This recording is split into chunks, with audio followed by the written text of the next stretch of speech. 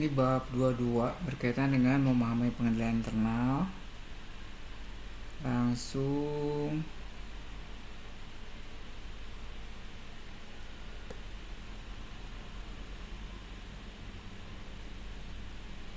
Nah ini jadi ISA yang berkaitan dengan bab 22 ini memahami pengendalian internal. Biasanya ISA yang dipakai itu ISA 315. Di sini ada penjelasannya. Yang alinea 44C itu berkaitan dengan definisi dari pengendalian internal itu sendiri, yaitu suatu proses yang dirancang, diimplementasikan dan dipelihara oleh TCWG, manajemen dan karyawan lain untuk memberikan asuran yang memadai tentang tercapainya tujuan entitas mengenai keandalan pelaporan keuangan, efektif dan efisiensi operasi, dan kepatuhan terhadap hukum dan ketentuan perundang-undangan. Nah, istilah pengendalian internal ini bermakna satu atau beberapa unsur dari pengendalian internal. Jadi bisa dalam 5 dalam pengendalian internal ya. 5 unsur, yaitu lingkungan pengendalian, penilaian resiko, aktivitas pengendalian, monitoring, dan pelaporan gitu. Nah, di sini yang alinea 12 yaitu menjelaskan tujuan auditor untuk memperoleh pemahaman tentang pengendalian internal yang relevan dengan audit. Nah, di sini dijelaskan pula meskipun kebanyakan pengendalian yang relevan dengan audit pada umumnya itu berkaitan dengan pelaporan keuangan. Tetapi tidak semua pengendalian yang berkaitan dengan pelaporan keuangan adalah relevan dengan audit. Di sini ada pertimbangan profesional auditor menentukan apakah pengendalian secara individual atau gabungan dengan pengendalian lain memang relevan dengan audit. Maksud dari alinea 12 ini adalah bahwa enggak semua pengendalian internal itu relevan dengan audit. Jadi kita harus memilah-milah mana pengendalian internal itu yang relevan dengan audit. Tentunya pengendalian internal yang paling mendekati akun-akun yang kita periksa gitu. Di sini ada alinea 13. Ketika memperoleh pemahaman tentang pengendalian yang relevan dengan audit, auditor wajib mengevaluasi rancangan pengendalian tersebut dan menentukan apakah pengendalian tersebut memang diimplementasikan dengan melakukan prosedur tertentu di samping bertanya dengan karyawan ya, atau inquiry. Nah, alinea 13 ini menekankan untuk melakukan pemahaman, kita auditor itu nggak cukup untuk mengevaluasi dari manual book gitu. Jadi atau rancangan pengendalian internal yang dimiliki oleh auditi. Tetapi juga kita melakukan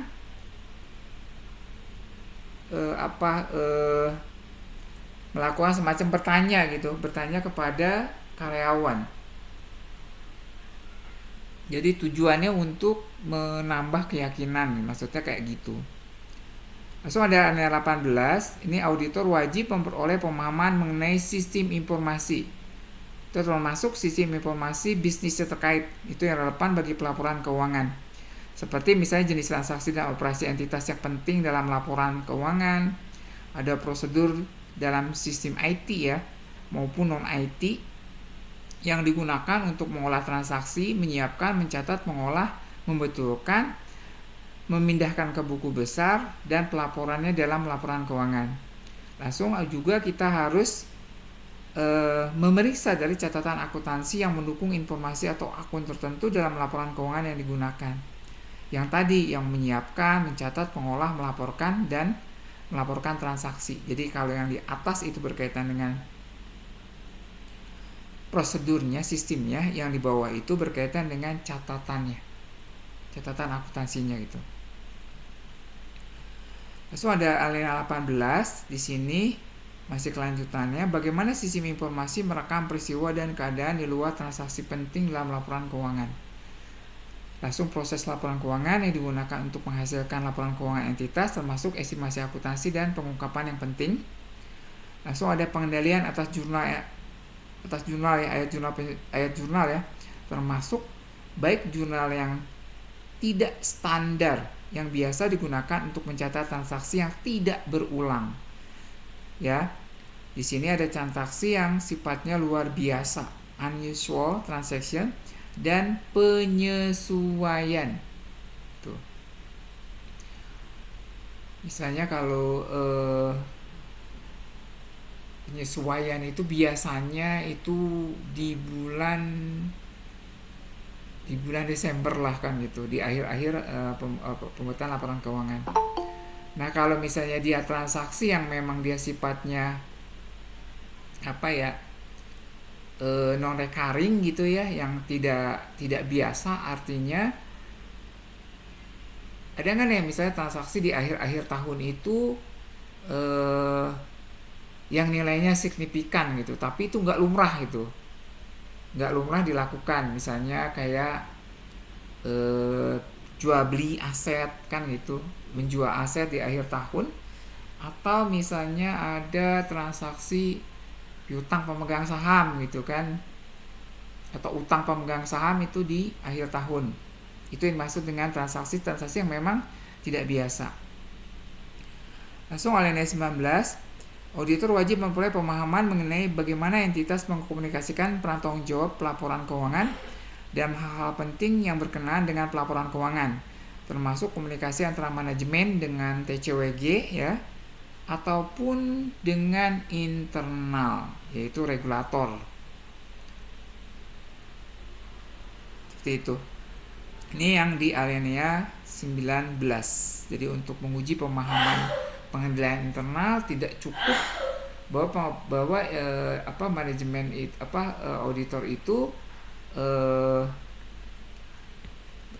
tanya ke manajemen gitu, tetapi juga bagaimana nih begitu pendapatnya TCWG dan regulator. Langsung ada alinea 20. Sini auditor wajib memperoleh pemahaman mengenai kegiatan pengendalian yang relevan untuk auditnya, yaitu pengendalian yang dipandang auditor adalah penting untuk menilai risiko salah saji yang material pada tingkat asersi dan merancang prosedur audit lanjutan untuk menanggapi risiko tersebut. Suatu audit tidak mewajibkan pemahaman mengenai semua kegiatan pengendalian yang berkenaan dengan jenis transaksi, saldo akun, pengungkapan, atau disclosure yang penting dalam laporan keuangan, atau mengenai setiap asersi. Jadi lanjutkan alinea 21, dalam memahami kegiatan pengendalian entitas, auditor wajib memperoleh pemahaman mengenai bagaimana entitas tersebut menanggapi risiko yang timbul dari teknologi informasi. Jadi pengendalian internal berkaitan dengan teknologi informasi. Langsung alinea 22, auditor wajib memperoleh pemahaman mengenai kegiatan utama yang digunakan untuk memantau pengendalian internal atau pelaporan keuangan, termasuk kegiatan pengendalian yang relevan dengan audit dan bagaimana entitas mengambil tindakan perbaikan terhadap kekurangan dan kelemahan pengendalian. Maksudnya kalau misalnya si klien itu kan yang punya pengendalian merancang pengendalian internal, dia udah tahu tuh kelemahannya gitu. Maksudnya dia memperbaiki nggak kelemahan itu, ada mengambil tindakan nggak kelemahan itu yang dimaksud dengan alinea 22. Langsung alinea 24, auditor wajib memperoleh pemahaman mengenai sumber informasi yang digunakan entitas untuk memantau kegiatan dan dasar yang digunakan manajemen untuk menyimpulkan bahwa informasi itu cukup andal dan untuk tujuan pemantauan. Ya, ini di alinea 24. Nah, ini tadi yang sudah dijelaskan pada bagian-bagian awal yang berkaitan dengan definisi pengendalian internal, bahwa pengendalian internal adalah suatu proses ya, kebijakan atau prosedur yang dirancang untuk manajemen untuk memastikan pelaporan keuangan yang handal ya. 1. 2. Pembuatan laporan keuangan sesuai dengan kerangka peraturan yang berlaku nih, kerangka akuntansi tentunya. Nah, pengendalian internal juga membahas hal-hal seperti sikap manajemen terhadap pengendalian. Bisa kompetensi pegawai inti atau kunci, penilaian risiko, akuntansi, dan sistem informasi keuangan lainnya. Langsung auditor harus memperoleh pemahaman mengenai pengendalian internal dalam suatu penugasan audit. Nah, ini berlaku untuk semua entitas sekalipun auditor sudah memutuskan untuk menggunakan sepenuhnya pendekatan substantif untuk dalam menanggapi risiko salah saji yang material.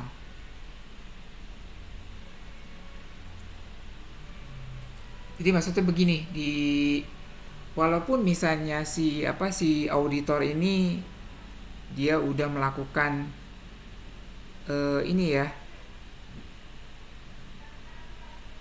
pendekatan substantif gitu ya, tapi tetap aja pendekatan substantif maksudnya itu substantif dalam kira-kira apa saja yang dicurigai gitu, pos-pos apa aja atau asas apa aja yang dicurigai.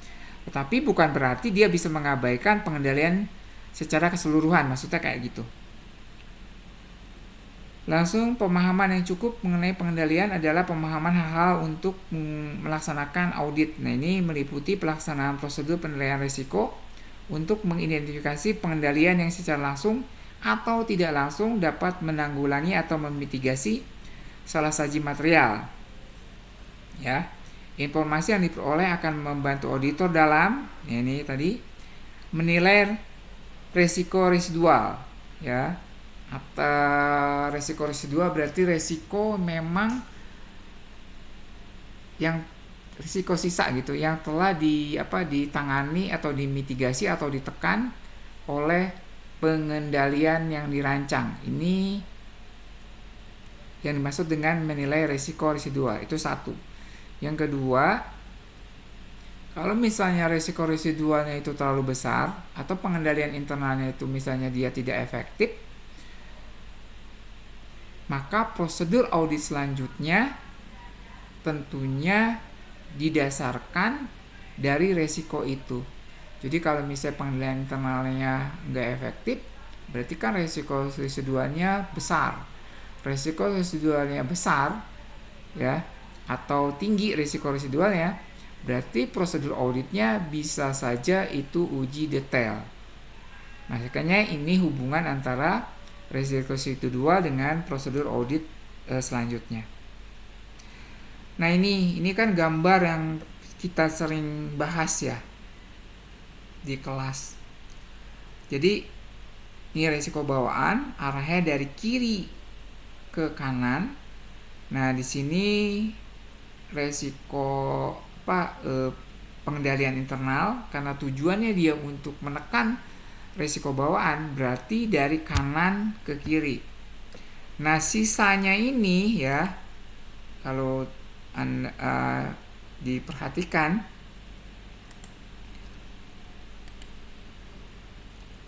nah sisanya ini adalah suatu yang tidak dapat ditekan sama pengendalian internal. Seperti itu. Jadi kan kalau misalnya risiko residualnya atau risk of material misstatement-nya itu misalnya dia lebar, ya terlalu besar, nanti kan prosedur auditnya juga akan berpengaruh terhadap prosedur audit. Jadi sebenarnya ruang lingkup prosedur audit itu tergantung dari bagaimana risiko residual yang telah dinilai, maksudnya seperti itu.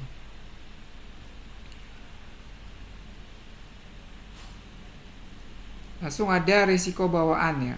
Risiko bawaan, yang definisi risiko bawaan atau inherent risk, yaitu merupakan risiko bisnis ya, atau business risk maupun risiko kecurangan atau fraud risk yang diidentifikasi dalam tahap identifikasi dan penilaian risiko. Ya. So, manajemen menanggulangi risiko ini dengan merancang dan mengimplementasikan pengendalian internal yang akan menurunkan risiko ini ke tingkat yang rendah yang dapat diterima. Ya. Risiko yang tersisa sesudah pengendalian internal dirancang dan diimplementasikan disebut dengan tadi risiko residual atau risiko sisa. Langsung, idealnya manajemen merancang dan pengendalian yang cukup agar residual risk-nya dapat ditekan ke tingkat yang dapat diterima. Nah, untuk tujuan internal, manajemen maupun eksternal atau auditor, dalam prakteknya ada juga manajemen yang cenderung konservatif dan berupaya menekan ke angka yang mendekati 0. Ini maksudnya ya logikanya kalau misalnya mendekati 0, nggak ada residual risk. Kalau nggak ada residual risk, itu nggak ada audit harusnya gitu, nggak ada prosedur audit yang dilakukan. Tapi itu tidak mungkin, makanya dikatakan di sini cenderung konservatif. Jadi melakukan sesuatu yang nggak mungkin, maksudnya kayak gitu. Nah, ini ada gambar ya, gambar transaksi. Di sini kalau teman-teman perhatikan, yang bagian atas itu kategorinya pervasif. Jadi kalau pervasif itu berarti hampir mempengaruhi semua akun atau semua pos, dan itu sifatnya dapat mengganggu keandalan pelaporan keuangan, itu ya. Langsung yang di bawah itu spesifik. Kalau spesifik itu dia nggak pervasif, dia biasanya tersebar pada salah satu kelas atau pos akun. Nah, kalau misalnya kategori yang sifatnya pervasif itu governance ya, atau tata kelola kan gitu. Kepemimpinan atau manajemen itu pervasif ya, karena kan itu tergantung menyangkut, kalau tata kelola itu menyangkut kebijakan gitu. Kalau misalnya tata kelolanya udah buruk ya buruk semua juga semuanya kan, makanya dikatakan itu pervasif. Langsung ada yang spesifik. Nah, kalau spesifik itu tuh pada tingkat transaksi, apakah dia dalam pendapatan ya, dalam pembelanjaan, dalam pembayaran, atau proses-proses lainnya. Ini tingkatnya spesifik. Jadi ini resiko-resiko yang mungkin dilihat secara pervasif atau spesifik. Jadi kalau yang pervasif itu tata kelola dan gaya kepemimpinan. Kalau yang spesifik itu biasa di transaksi.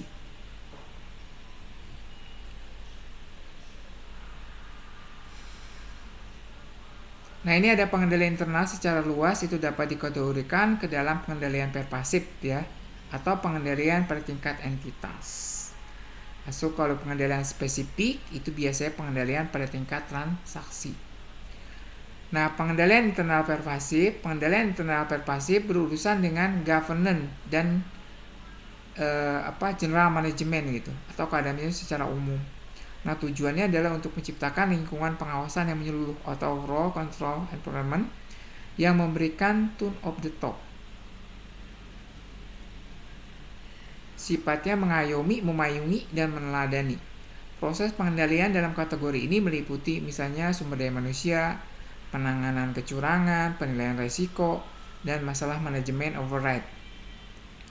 Langsung ada IT manajemen secara umum, pembuatan laporan keuangan, termasuk laporan keuangan dan estimasinya, dan pemantauan berjalan.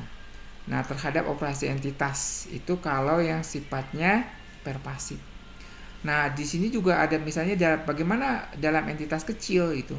Pengendalian umumnya dan terutama berhubungan dengan sikap manajemen itu terhadap integritas dan pengendalian itu kalau misalnya berhubungan dengan sikap manajemen.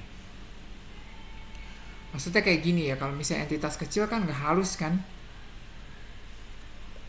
memiliki pengendalian internal yang sekompleks gitu entitas yang besar, maksudnya kayak gitu. Makanya pengendalian internal itu berkaitan dengan sikap manajemen ya. Jadi misalnya nggak usah lah punya pengendalian internal yang kompleks gitu, asal integritas manajemennya bagus ya kan, dan manajemen walau sederhana tapi perhatian terhadap pengendalian itu, maksudnya kayak gitu. Langsung ada pemahaman yang baik ya mengenai unsur-unsur pervasif. Pengendalian internal memberikan dasar yang kokoh untuk menilai pengendalian yang relevan terhadap pelaporan keuangan di tingkat transaksional atau tingkat bisnis.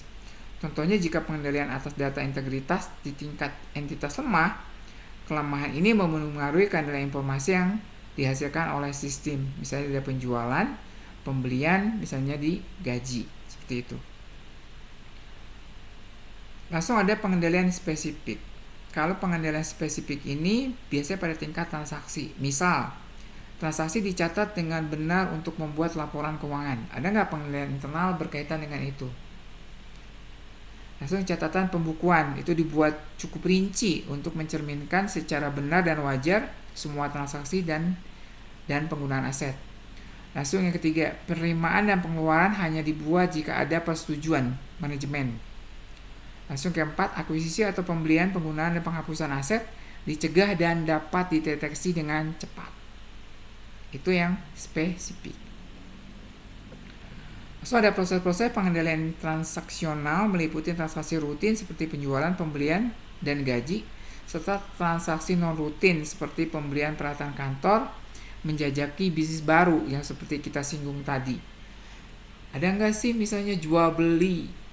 Kan nggak mungkin kan membeli peralatan itu setiap bulan, kan seperti itu. Atau menjajaki bisnis baru, nggak mungkin menjajaki bisnis baru itu setiap bulan misalnya. Itu yang dimaksud dengan transaksi non rutin atau transaksi yang anomali. Nah, ini elemen-elemen pengendalian ya, pengendalian KOSO ya, yang KOSO 98 kayak gini. Di sini ada lingkungan pengendalian, ada penilaian resiko, satu ini, yang dua penilaian resiko, yang ketiga sistem informasi, yang keempat aktivitas pengendalian ya, yang kelima monitoring. Seperti itu. Nah, ini ya tadi, setiap komponen pengendalian internal mendapat perhatian auditor, bagian dari pemahaman terhadap pengendalian atau tentunya dalam pelaporan keuangan maupun informasi untuk mempertimbangkan bagaimana berbagai aspek pengendalian internal itu bisa mempengaruhi audit. Nah, ini ada bagiannya. Jadi kalau ini ya, kalau Anda perhatikan, ini adalah suatu bagian ini elemen-elemen pengendalian. Misalnya monitoring ya, di sini ada lingkungan pengendalian dulu ya, langsung ada penilaian resiko dan monitoring itu kategorinya pervasif. Jadi pengendalian pervasif kayak lingkungan pengendalian kebijakan rekrutmen pegawai itu kan pervasif ya. Penilaian resiko juga kategorinya pervasif. Langsung yang spesifik dilihat. Spesifik itu ternyata cuman kegiatan pengendalian ya, atau aktivitas pengendalian, yaitu tentunya dalam transaksi. Nah, yang menjembataninya itu adalah sistem informasi. Jadi yang menjembatani itu adalah sistem informasi. Jadi ini hubungan antara pervasive control dan specific control. Kenapa sih dihubungkan dengan sistem informasi gitu? Kan misalnya begini, kebijakan penghapusan piutang kan yang menentukan tone of the top ya kan, misalnya entah itu dihapuskan misalnya yang udah 4 tahun dihapus kan, misalnya kayak gitu. Nah kan penghapusan itu atau cara atau mekanisme secara otomatis itu kan bisa disimpan di sistem. Makanya sistem ini menjembatani ini ya. Makanya nanti di aktivitas pengendaliannya ini langsung dia otomatis misalnya penghapusan piutang yang telah disetting di sistem. Tapi kebijakannya sendiri ini berada pada level pervasif. Itu maksudnya. Nah, ini ada pada gambar slide sebelumnya, itu memilah-milah komponen pengendalian ke dalam pengendalian pervasif dan spesifik. Atap dari bangunan ini menggambarkan laporan keuangan beserta semua akun dan pengungkapan yang signifikan. Maksudnya ini yang pertama yang maksud dengan atap ya. Dalam pengendalian pervasif terlihat lingkungan pengendalian, risiko manajemen dan monitoring. Dalam pengendalian spesifik terlihat aktivitas pengendalian, sedangkan informasi sistem menjembatani pengendalian pervasif dan pengendalian spesifik.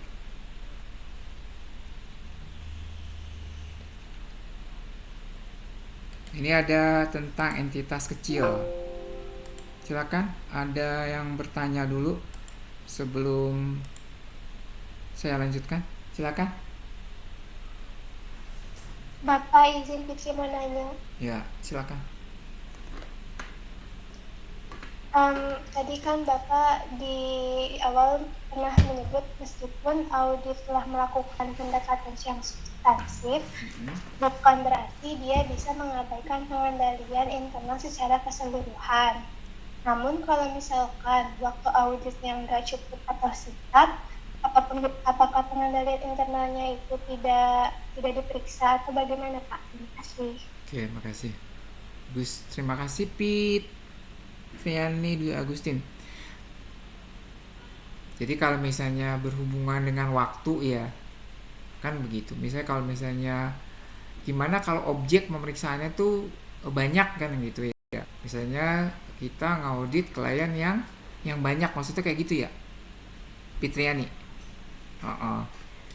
Iya Bapak. Oke, ingat kita balik lagi ke standar. Ingat kalau di pertama ya, standar audit mengharamkan auditor itu menerima perikatan kalau nggak punya cukup waktu atau tidak memiliki kompetensi. Nah, kalau misalnya kita udah bisa tebak nih, kita bisa estimasi bahwa pekerjaan kita banyak gitu, dan kita nggak bisa melakukan itu kan begitu, nggak punya manpower, nggak punya SDM untuk melakukannya, itu ditolak. Kita menolak perikatan itu karena kita anggap itu bukan kelas kita. Itu satu. Yang kedua, ada nggak sih yang lain kalau objeknya banyak dan kita mengaudit dengan objek yang banyak? Makanya nanti ada bahasan berkaitan dengan auditor group. Auditor group itu apa sih gitu? Itu suatu objek pemeriksaan itu dilaksanakan lebih dari satu kantor akuntan publik. Itu disebut dengan auditor group. Nah, nanti di auditor group itu ada disebut dengan auditor partner. Jadi dia yang meriksa holding. Nah, yang auditor lainnya, KAP lainnya biasanya dia yang memeriksa anak. Itu jawabannya Fitriani. Jelas? Jelas Bapak, terima kasih. Oke, terima kasih juga Fitriani. Baik, saya lanjutkan.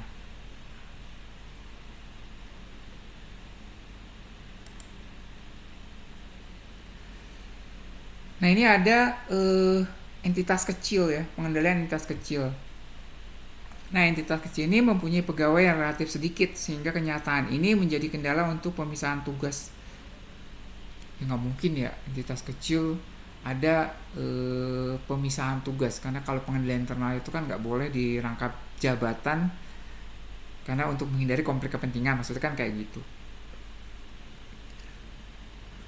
Atau juga kertas kerja ya, jejak kertas kerja atau paper trail. Kalau misalnya kalau entitas besar tuh kan gampang ngelacaknya ya. Kalau misalnya di Accurate gitu kan, software Accurate itu kan itu ada disebut dengan audit trail. Jadi audit trail itu kita bisa ngelihat ini apa aja yang dihapus, tanggal, jam, dan siapa yang menghapus. Nah itu. Nah gimana kalau entitas kecil gitu? Nah dikatakan di sini pengendalian internal pada entitas semacam itu berasal dari lingkungan. Jadi ada komitmen manajemen atas nilai-nilai etika, kompetensi, sikap, dan cara berpikir mengenai pendirian dan sikap dan tindakan sehari-hari. Jadi misalnya kalau misalnya entitas kecil nggak kompleks, ya kita bisa nilai dari komitmen ya atau integritas manajemen. Seperti itu. Asal ada pengendalian internal pada entitas kecil tidak berpusat pada pengendalian spesifik. atas transaksi, mengevaluasi lingkungan pengendalian atau control environment sangat berbeda dari kegiatan pengendalian yang tradisional karena menyangkut penilaian atas perilaku, sikap, dan kompetensi terkait tindakan manajemen. Nah, penilaian terhadap hal-hal tersebut didokumentasikan dalam memo atau dengan kuesioner. Jadi kalau pemahaman pengendalian internal itu biasanya ada tiga cara. Pertama itu kuesioner. Jadi nanti di praktikum kita akan sama-sama itu ada kuesionernya. Pertanyaan ya untuk pemahaman pengendalian internal. Yang kedua dalam bentuk narasi. Nah, kalau dalam narasi ini biasanya memo ya, di situ dikatakan memo. Narasi itu biasanya auditor itu melakukan melakukan pengamatan. Nah, dari pengamatan itu nanti dinarasikan sama auditor. Kira-kira gimana nih pemahaman internalnya. Nah, hasil narasi itu yang nanti akan dicocokkan dengan dokumen pengendalian internal yang dimiliki oleh manajemen. Langsung yang ketiga yaitu dengan melakukan flow chart. Nah, seperti itu seperti yang dia ajarin atau ada pada bab-bab sistem informasi akuntansi. Jadi dibikin flow chart gitu. Tujuannya apa sih bikin flow chart itu? Itu tujuannya udah ada pemisahan tugas enggak? Maksudnya kayak gitu.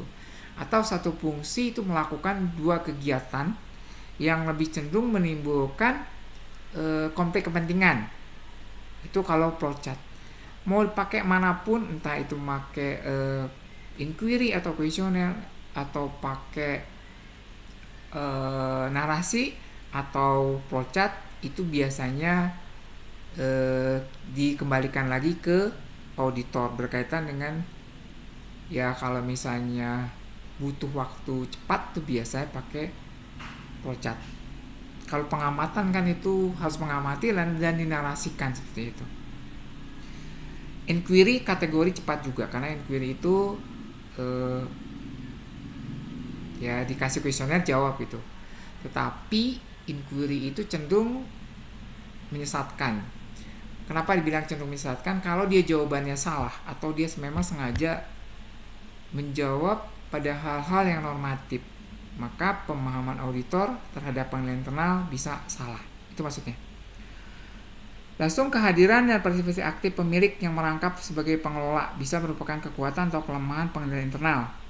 Merupakan kekuatan jika ia sangat menguasai tugasnya dan tidak membiarkan salah saji material dalam laporan keuangan. Nah, kelemahannya ialah terbukanya peluang untuk meniadakan pengendalian internal. Ya tadi ya, override di internal control untuk keperluan pribadinya. Ya.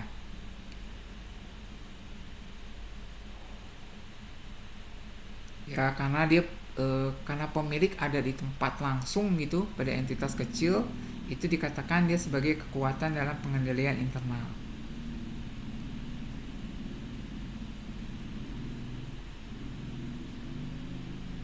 Nah, di sini dilanjutkan. Jika tidak ada banyak kegiatan pengendalian yang bisa diidentifikasi, auditor mempertimbangkan hal-hal sebagai berikut. 1. Mungkin menangani asesi-asesi relevan dengan melaksanakan prosedur audit selanjutnya yang terutama merupakan prosedur substantif. Yang kedua, kegiatan-kegiatan pengendalian atau komponen pengendalian lainnya sangat jarang terjadi. Tidak mungkin auditor memperoleh bukti audit yang cukup dan tepat. Langsung hal-hal yang menimbulkan tanda tanya mengenai apakah audit seharusnya dijalankan sebagai berikut. Ada keraguan mengenai integritas manajemen, perilaku non-etis atau sikap yang mengabaikan penilaian internal, kelemahan dalam lingkungan pengendalian cenderung mengerdilkan makna pengendalian dan komponen pengendalian. Langsung kekhawatiran mengenai kondisi keandalan catatan entitas yang membuat auditor tidak memperoleh bukti audit yang cukup dan tepat untuk memberikan pendapat wajar tanpa pengecualian. Nah, ini nih Jika keraguan dan kekhawatiran di atas terjadi, auditor perlu mempertimbangkan untuk memodifikasi laporan auditornya atau mengundurkan diri dari penugasan sama sekali. Jika pengunduran diri yang dipilih, auditor harus mempertimbangkan tanggung jawab profesional dan hukumnya, termasuk jika ada kewajiban untuk melaporkan kepada orang yang memberikan penugasan dan regulator. Auditor juga harus membahas pengunduran diri dan alasannya dengan tingkat manajemen yang tepat, jadi nggak semua manajemen tuh, dan pada TCWG. Itu kalau boleh nggak mengundurkan diri, misalnya pengendalian internalnya memang mengandung resiko tinggi dan itu tidak bisa kita tekan sampai pada level yang dapat diterima. Jawabannya boleh mengundurkan diri dengan persyaratan ini. Boleh mengundurkan diri asal ada regulasi yang tidak melarangnya. Tuh. Satu. Yang kedua, melaporkannya kepada TCWG. Ada pada, kalau nggak TCWG ya manajemen gitu, tapi pada tingkat tertentu, nggak semua manajemen itu dapat mengetahui pengunduran diri auditor. Maksudnya seperti itu. Langsung ada manajemen override atau meniadakan pengendalian oleh manajemen dalam entitas kecil dapat dimitigasi atau ditekan dengan menetapkan beberapa kebijakan dan prosedur inti dan mendokumentasikannya. Contoh, kebijakan tertulis mengenai semua non-rutin, ya, jurnal-jurnal non-rutin harus mendapat persetujuan. Nah, ini akan memberdayakan pemegang buku untuk meminta atasannya menyetujui jurnal yang diusulkan. Jika kebijakan ini menutup pintu bagi terjadinya manajemen override, tetapi akan menjadikan deterrent itu apa ya? Kayak macam shock terapi gitu, itu dimaksud dengan deterrent. Jika anti-fraud policy atau kebijakan anti-fraud dan prosedur, ya, maksudnya prosedur kecurangan, prosedur pemberantasan kecurangan, tidak ada dan tidak berfungsi, risiko terjadinya manajemen override perlu ditanggapi auditor melalui pelaksanaan prosedur audit lainnya. Maksudnya apa sih kalau nggak ada mekanisme kebijakan tentang fraud itu kecurangan, karena tugas auditor itu mewaspadai, maka auditor harus mengambil prosedur, ya, untuk membuktikan bahwa itu bebas dari kecurangan, maksudnya seperti itu, atau tidak ada indikasi yang mengarahkan pada hal-hal kecurangan, itu maksudnya. Nah, tidak semua pengendalian itu relevan bagi audit. Auditor hanya perlu memperhatikan pemahaman dan evaluasi atas pengendalian yang memitigasi risiko salah satu material dalam laporan keuangan karena kecurangan atau kesalahan. Nah, ini berarti pengendalian tertentu dapat dikeluarkan dari lingkup audit, seperti pengendalian yang pertama tidak berurusan dengan pelaporan keuangan, ya, atau nggak ada hubungan dengan laporan keuangan. Yang kedua, sekalipun ada, kemungkinan terjadinya salah satu material dalam laporan keuangan itu kecil. Nah, makanya ada gambar seperti ini. Jadi, yang bagian-bagian awal tadi, kan nggak semuanya pengendalian internal itu relevan untuk audit, kan seperti itu. Makanya ada seperti ini. Jadi bagian yang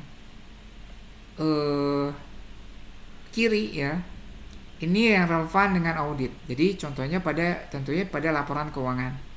Yang bagian kanan itu yang tidak relevan dengan audit. Nah, apakah benar gitu bahwa ada yang nggak relevan dengan audit? Jawabannya nggak kayak gitu. Jawabannya semua pengendalian internal itu relevan dengan audit. Yang membedakannya adalah intensinya, itu kan, penekanannya atau gradasinya, kan seperti itu. Mungkin saja misalnya contohnya yang di sebelah sini, ya, yang transaksi aplikasi, ya, atau transaksi aplikasi yang memang nggak berhubungan, misalnya yang nggak berhubungan sama sekali transaksi pembelian perlengkapan pantry gitu, misalnya pantry. Nah, itu kan nggak nggak, ya boleh dikatakan itu nggak relevan dengan audit. Udah nilainya nggak signifikan, mungkin kecil gitu. Dan posnya juga pos apa kan seperti itu misalnya. Ya ada sih misalnya pos perlengkapan pantry. Tapi kan itu nggak signifikan. Nah tetapi bukan berarti itu dia nggak relevan dengan audit. Kan ada gitu misalnya kalau beli perlengkapan pantry misalnya 100.000. Nah 100.000 itu kan masuk di laporan keuangan. Makanya tapi gradasinya itu dia berada di sini gitu, di paling pojok. Ya. Yang menandakan jauh, agak-agak jauh untuk relevan dengan audit. Nah beda misalnya yang paling relevan dengan audit, misalnya transaksi ya, pembelian persediaan, itu kan pengadaan bahan baku, itu dia relevan dengan audit. Jadi ini yang maksud nggak semuanya itu kita harus pahami pengendalian internalnya, maksudnya itu. Jadi kita harus bisa memilah-milah. Nah, dalam hal tertentu mungkin ada tumpang tindih ya antara pengendalian keuangan ya, financial control dengan pengendalian operasional dan yang berurusan dengan tujuan kepatuhan. Nah, sebagai contoh pengendalian yang berhubungan dengan data yang dievaluasi atau digunakan auditor dalam menerapkan prosedur audit lainnya, misalnya data yang diperlukan untuk prosedur analytical ya.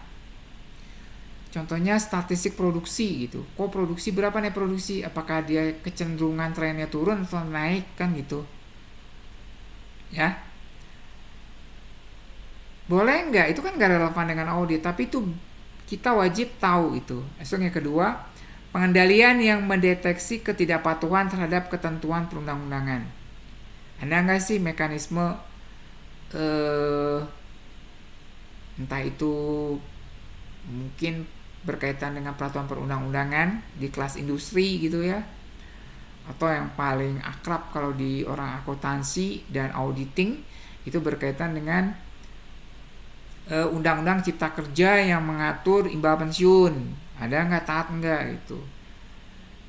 Itu yang dimaksud dengan poin 2. Yang poin 3, pengendalian berupa pengamatan aset yang penting untuk pelaporan keuangan pengamanan. Jadi untuk pengamanan asetnya kira-kira nih, ada nggak mekanisme pengendalian internal untuk pengamanan aset? Misalnya, yakin aset itu dibeli sesuai dengan yang tertera pada dokumen. Berarti pada saat aset masuk itu diperiksa. Langsung yakin aset itu tidak dicuri. Berarti bagaimana mekanisme penyimpanan aset itu? Itu masuk poin 3. Yang keempat, pengendalian terhadap lengkapnya akuratnya informasi yang digunakan sebagai dasar untuk menghitung pengukuran kinerja atau KPM ya, Key Performance Measure. Nah itu materi yang bisa disampaikan berkaitan dengan bab memahami pengendalian internal ini. Silakan ada pertanyaan.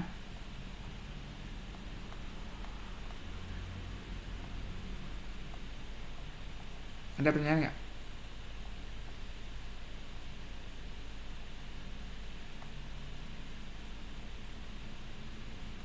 Silakan kalau ada pertanyaan.